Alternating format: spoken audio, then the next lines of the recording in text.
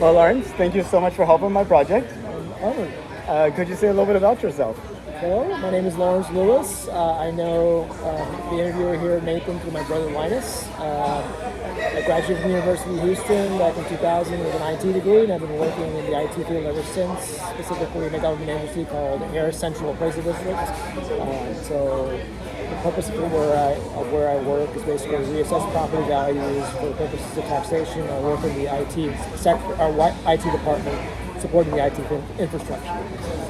Now, was IT something that interests you, or did it just did it seem like a natural career progression because of like the options available at the Yeah, time? the options available at the time, it wasn't what I really wanted to do, but at that time I was looking for something that was a bit pragmatic, that didn't require as much math as, say, computer science. Okay. So I had a knack for workstations and PCs at the time, back in the 90s, and I wanted to do something in STEM because that was the most stable field at the time. STEM-related field because that was the most stable area at the time, and didn't want to encounter as much math as you would have to do in computer science or engineering, so I chose IT. And I gotta imagine, so a lot of that's like database work where you just have like all the property records and like what they're. Yeah, we do a lot of, so that's one side of IT, is the applications development and database management. So I work more in the infrastructure side of things, so dealing with the networks, the workstations themselves, the ERP systems, which are basically all systems that are not related to the core of the business. So I handle the timekeeping system, the voice over IP or the phone system, a little rudimentary switching and routing, and of course, help desk, everything. Jack of all trades, master of none, basically. Well, you could fix any problem. Like no problem is above or below you. Yeah, or I could direct you to somebody who can. One of the two. It's all about solving it at the end of the day. Yeah, there you go. And if you ever run into problems, you always turn it off and turn it back on again. There you go. That's like 50% of our skill set. Yeah, it's time to be able to reboot. You ever watch the IT crowd? No, I've heard of it. Okay, it's definitely worth a look. I've seen like Silicon Valley and a few other things that parody our field, but yeah. Yeah, and like the original British one is like the one you would have to see, the IT crowd, yeah. Well, I had a few questions about the moon I wanted to ask you. I guess, first of all, did you know that NASA is planning to send astronauts back to the moon? Yes, I've heard that. And what do you think about it? I think it's an interesting endeavor. I'm always for humanity pushing forward. Now, as long as pursuing that endeavor to come at the expense of things that we need at home, I'm all for it. So obviously, it's always great to be aspirational, but we also have to concern ourselves with the here and now. It's kind of amazing. I think the last time we went to the moon, there was about roughly 4 billion people on the Earth. Yeah. Now there's 8 billion people. Yeah. And I think a lot of people look at that as additional mouths to feed and additional, people to manage and all this other good stuff. But I feel like that if we looked at that as 8 billion brains able to solve problems, then it's more about, are we developing those brains, connecting those brains, empowering those brains? And I was just wondering, how much of you thought, that trade-off between space and stuff on Earth, like how we actually tap into those extra brains and actually do more of everything? Yeah, obviously it's about leveraging human potential, right? So I'm all for that. Are you asking me how I would go about doing that? Or? Yeah, I would be interested in that. Yeah, I've been giving that much thought. Obviously it comes down to education. I know it's a cliched answer, but at the same time, it really comes down to getting children, because it really starts young. It's about getting children interested in the sciences, which I don't think we've been doing a good job of lately. There's always going to be people who have that natural aptitude, that natural propensity towards scientific endeavors or significance of art, that analytical ability. Mm-hmm. But I think everybody has a little bit of it. I think what happens in our education system is what we do is we privilege those who have a natural inclination and don't really focus enough time on other individuals who may have that potential, but it's not realized. So it's about, I can speak from my own personal experience. I had a hard time, especially with math growing up, because I just kind of started off on the wrong foot, and it just became a snowball effect. Right. And had I encountered the right teacher and the right encouragement, and had a little more supportive environment at home, I might have flourished. I mean, I'm not trying to, obviously. Hi. Okay, she was the. And so I think the reason why a lot of kids are reluctant to go into STEM, even though it's being pushed, or the more difficult aspects of STEM, like engineering, is because they start off on the wrong foot. And so we miss a lot of potential. I also feel like a lot of education days kind of like rote. It's about trying. It's like the universe is like this huge maze. We found a few paths through it, and all we're teaching is like the next rat, the same path we went down, as opposed to how to explore the maze. And I feel like our entire educational system is structured around, the answers in the back of the book. Your goal is to be able to. It's trivial pursuit. It's trivial pursuit, exactly. As opposed to, okay, we have this question. How would you go about exploring that? Right. How would you go about solving and figuring out and developing that mental muscle to actually. To think it's a difference between just memorizing something and thinking with passion about a subject, right? And one of the things that our modern education system does is that it kind of extinguishes that passion from a lot of kids. Like kids grow up, or they're innately curious, and something about the education system seems to beat it out of a lot of us. And I count myself as one of them that happens. So I think that's a big. That's the area where I would start, is revamping the education system in such a way that it's no longer using that industrial revolution model, which I think we still are kind of abiding by that system, that very form, which served its purposes for that time. But we're getting into an age where, a lot of the material has to be taught in a different way to kindle people's interest, especially now that we have such an array of distractions, right, that divert our attention from education. And there are other ways of learning. And it's time we get away from that brick and mortar style to more experimentation. I think kids will learn better that way. Definitely. Yeah. In 200 years, do you think we have people maintaining databases of appraisals of moon bases and? So I don't think you have to go that far. I think given the advancements in AI and the trajectory in which it's going and the velocity at which it's improving, I would say 50 to 60%, and that's a conservative estimate, 50% of the jobs that we have nowadays, even in quote-unquote white-collar, highly educated professions, will either not look the way they currently do now or will be completely phased out of the picture. So it's hard to say. And by that time I'll be retired, hopefully, right? So 15, 20 years. But yeah, I already see it now.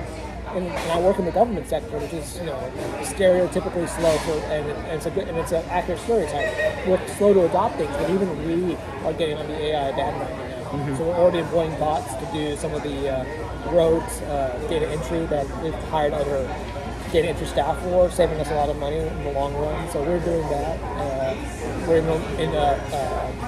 employing, or we're starting with another vendor developing chatbots to take care of the very frequently asked questions that we encounter, so that we don't have to develop call center staff for that. It's happening everywhere.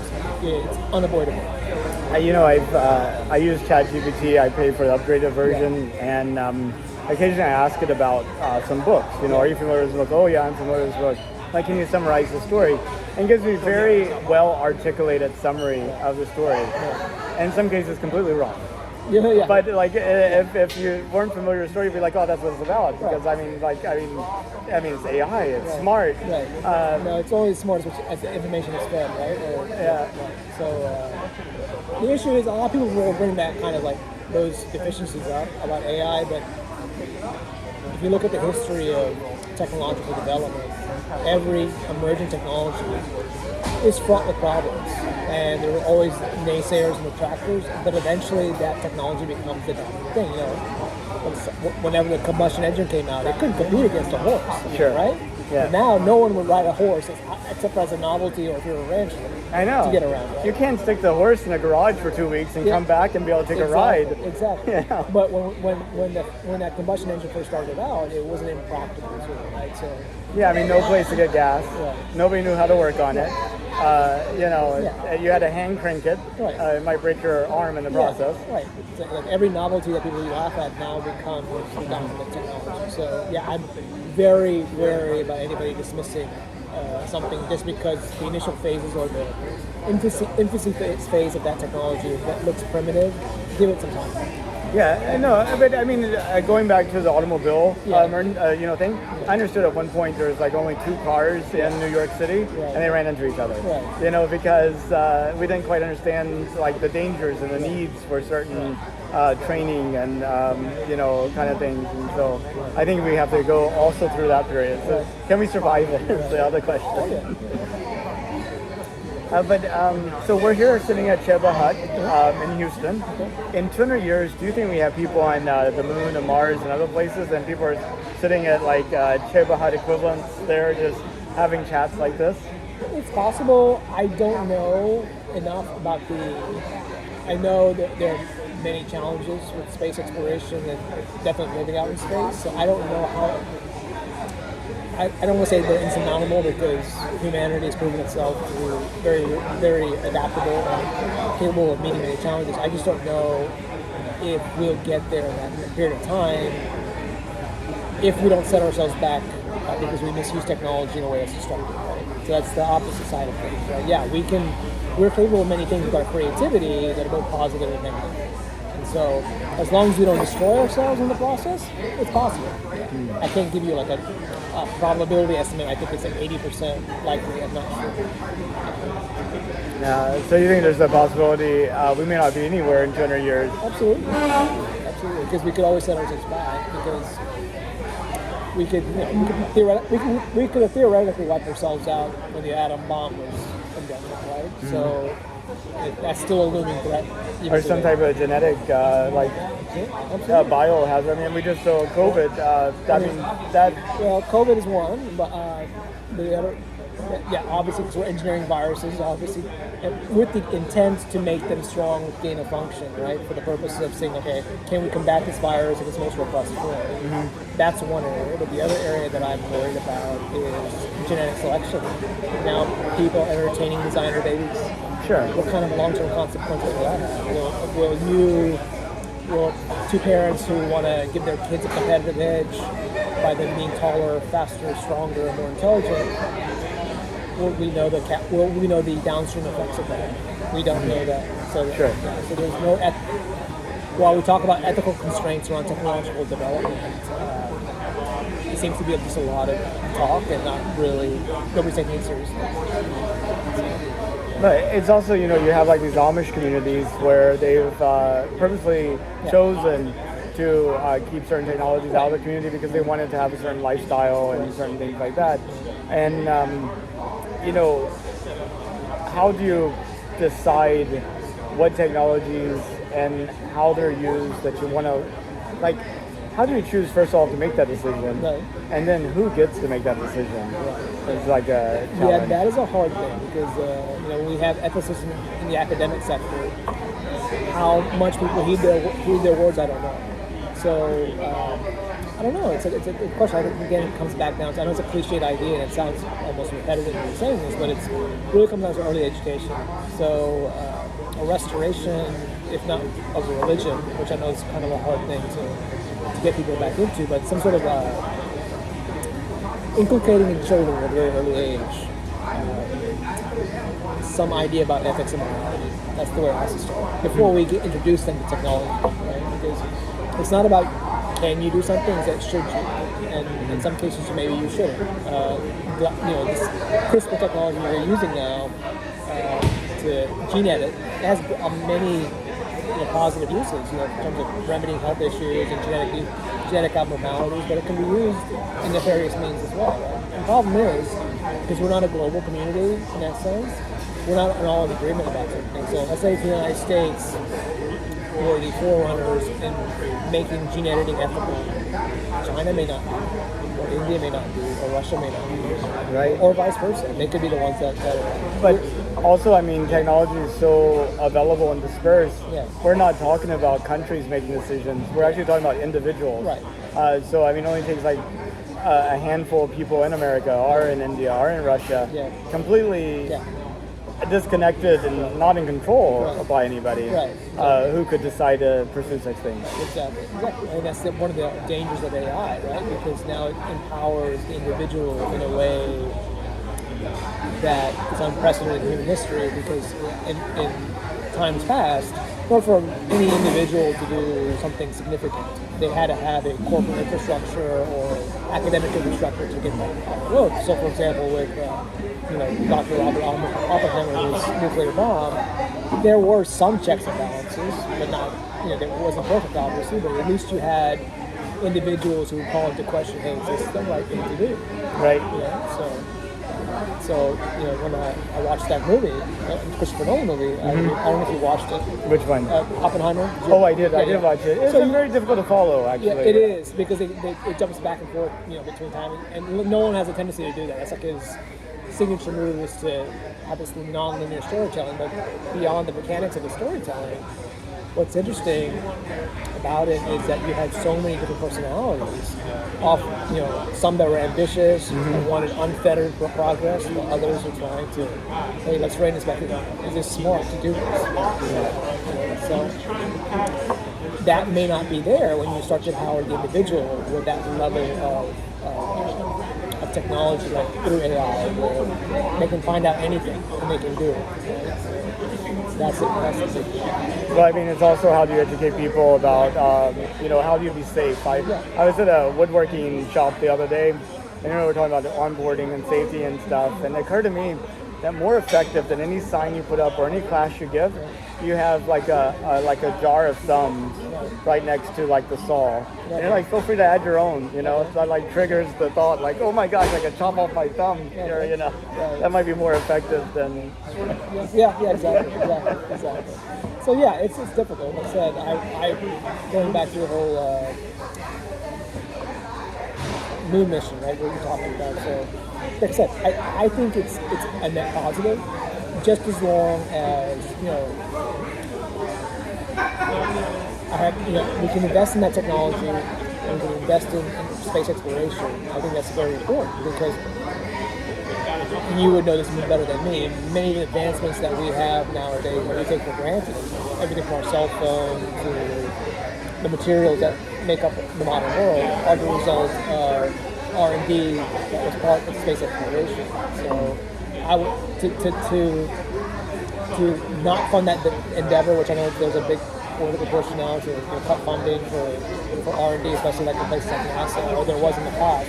I think that's foolish because even if it doesn't bear any fruit in terms of us, doing anything out in space, it still has benefits for us at home because those technologies eventually trickle down to the average person. So we have benefit, like things like GPS, for example. If you could, would you take a trip to space? I wouldn't. Oh, you would not? I should say this. I think that I would when it becomes so commonplace that I would be ensured of its safety. Okay. It may sound like a cowardly answer, but I'm always one of those individuals that, and I apply that in my own life when it comes to adopting technology or taking a medication. Sure. If it's not been vetted for many years by many other people, where they're the guinea pig and not me, I won't do it. So, That makes sense. I mean, and you're not talking about 100% safety. You're talking about like airline level safety. Absolutely, of course. There's nothing 100% safe. When I drive my car out today to go home, I'm not 100% safe. Now, are you talking about Airbus level safety or Boeing level safety? I don't know. I'm not going to comment on that. But yeah, I don't want to just go out. I know what happens to people that speak out against Boeing. So really? Yeah. So I'm going to do that. Yeah. I might be in trouble. Yeah, no kidding. Well, you don't work for them, so you're okay. But yeah. Okay. Okay. I don't. I'm not affiliated with Boeing at all. I'm just playing. But yeah, I agree. But that's people cutting corners, right? Sure. I mean, but it's kind of interesting. It's about how knowledge flows through an organization and how decisions are made. Right. At one point in time, Boeing's headquarters was in Seattle, right next to the factory, and you would have really kind of like high bandwidth interaction between people building the planes, designing the planes, and making decisions around the company. And then you have Boeing taking their headquarters and putting it in Chicago. And when you did that, you really reduced the bandwidth between people who are actually having physical interactions with the plane every day and the people who are just really focused on sort of like the financial performance of the company. And I think one thing like Elon has done is he's put engineers, technicians, and the management all in the same building. And you like there's some things that if you officially have to talk about, you just don't talk about because you're like it's not on the agenda. Right. Well, yeah, that's true. So a lot of it's just we evolved to be social creatures and to be in the same physical spaces when we're communicating, right? And so one of the downsides of technology is that now we think that we can just do it virtually or by a distance. I know you're Oh, recording. almost done, Latoya. It was good to see you. I'm glad you came. Ooh, I hope you come out with Yeah, I'm gonna Brooklyn. come to. They told me the next meeting is in August, or well, we should be back in August. Oh, it's in August. So let me Okay. know about it and where you're Sure. at. And we'll bring It's on the Yeah, I north know. side of It's town. okay. Far. We'll travel. It's far. We'll travel. And let me know the code if you can so I can bring her. 'Cause I'm gonna Oh, try sure. to bring her. Yeah, it's like 20 NASA. Okay. And I'm gonna try to bring her as soon as possible because that was amazing. And I'm glad you liked it. Thank you, thank you. Nice meeting Thank you. you. Nice meeting you. Thank you. And I had interviewed Toya and her daughter a couple on Wednesday. So she just made a cameo in your interview. Okay, there you go. Awesome. Nice to get photobombed by a star, right? There you Yeah. go. What were we talking about? We were talking About like the way knowledge flows through an organization and the way decisions are made. Yeah, so, since post-COVID, there have been more companies that's become part of their culture, right? It was, prior to COVID, everybody was on premise. Now, post-COVID, you have people that are content to work from home or refuse to even work at a company if they don't offer that option. But I think what's happened because of that is that collaboration between employees is suffering. And I see that in my own place, right? So the departments that have more generous work from home policies where their employees are working from home most of the time, even despite the fact that you have Teams, you have, WebEx, and you have all these virtual tools, Zoom, to do online collaboration, it's not the same. And they suffer. And in fact, a lot of the departments realize that, and now they're bringing their employees back into the building, requiring them to be more frequently on premises, a condition for their job, or a condition for their employment, because they realize that, there is something about face-to-face interaction that technology cannot supplant, cannot fully substitute. So. Well, and also it's about a question of focus. Yeah, exactly. I mean, here you and I mean, it Yeah. doesn't seem like we're focused, but Yeah. I feel like generally No, we are. we're fairly focused with Right. each other. It's kind of, we have distractions and stuff. Yeah. But I mean, we were virtually, we might have like the cat over here, we might have laundry going, we might see have it. a spouse in the other room. I see it all the time when I'm collaborating with somebody who's working from home. I can see your eye shift. I can hear the TV in the background. There's things going on there that you would never do at work. Yeah, Yeah. So yeah. exactly. And you're also thinking, why am I at work? Yeah. I mean, that's well, like right, distracting right. Well, you too. I chose because I understood what that was very early on during COVID. And I was going on, and needless digression, but I volunteered to stay they had to have some people on site for various things that had to be done physically. Sure. So I volunteered that I'm not going home. I understand what's going to happen. It's going to be frustrating. And the manager finally realized, he was right. We need to call more back of our staff to help Lawrence because there are a lot of things on premise that we weren't capable of doing remotely at that time. And part of it is we were way behind. COVID kind of accelerated everything to where now we're a little bit more up to the industry standard, as much as government can be. But yeah. Well, Lawrence, it's such a pleasure to talk to you for my project. And, I hope I wasn't rambling too much. No, it's perfect. I see this as like a time capsule for future generations to look back on and see. Like, I think in terms of like space exploration, we're sort of like in the first 2 decades of the 19th century in terms of aviation, where after the time that the Wright brothers actually proved that heavier than air flight was possible, but we're before the development of the 747 and the airport. I think in the next decade or so, space travel will be so common, it won't be a question of F. And people also will have an example of what it looks like in front of them, and their imagination might be constrained to that example. And so like now it's like a good time to kind of find out from them. Hopefully history will look on me fondly if they see this. Oh, they will. They will. History. I don't come across as a Luddite, right? No, not at all. Okay. I mean, you were advocate for AI. Yeah. Within limits. But Within yes, limits. Yeah, right. Yeah, whenever Skynet takes over, they're like, exactly. Lauren. Exactly. Blame him, right? He was too much of an enthusiast. Well, thank you so much. Thank you.